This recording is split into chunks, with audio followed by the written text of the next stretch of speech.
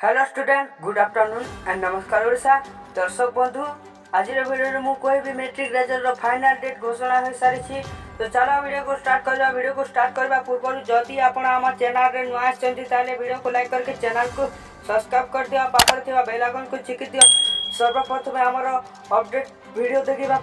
तो चलो दर्शक बंधु मु कहूँ। तो दर्शक बंधु, मेट्रिक रेजल्ट फाइनल डेट घोषणा हो जाए।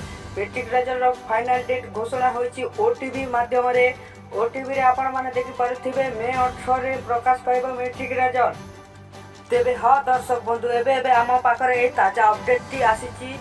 तो दर्शक बंधु, मे 18 तारिख रे प्रकाश पाइब मेट्रिक रेजल्ट। तो दर्शक बंधु, क्यों समय रे प्रकाश पाइब मेट्रिक रेजल्ट? तो अपराह्न 1 किंबा 2 समय आपणकर मेट्रिक रेजल्ट प्रकाश पाइब। आउ जदि प्रकाश पाइला सर्वप्रथम मु आपण मानक वीडियो देवी कि केमिति चेक करेंगे आ कोई वेबसाइट रे चेक करेंगे। तो चलो मु कहूँ, जदि मो चैनल को सब्सक्राइब करके रखिबो ताले सर्वप्रथम आपण मानक नोटिफिकेशन आसीजिव आपण माने सर्वप्रथम निजर रेजल्ट चेक करि पारिबे। तो दर्शक बंधु मु कहूँ रेजल्ट केमिति चेक करेंगे।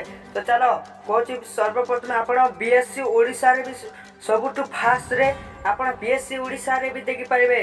तापरे आसिला आपणकर ओडिशा रेजल्ट रे भी आपण सर्वप्रथम देखि पारिबे। तापरे आसिला आपणकर इंडियन रेजल्ट। तो इंडियन रेजल्ट रे भी आपण सर्वप्रथम निजर रेजल्ट देखि पारिबे। तो दर्शक बंधु, मो चैनल को सब्सक्राइब करिकि रखो, काहेकि ना मु एमिति रेजल्ट रो अपडेट किबा स्टूडेंट रिलेटेड अपडेट वीडियो मु ए चैनल रे देवी। तो दर्शक बंधु, आज वीडियो एतिकी। वीडियो भल लागला वीडियो को लाइक, चैनल को सब्सक्राइब करवाटा भूलिबे नहीं। जय जगन्नाथ, जय श्री राम।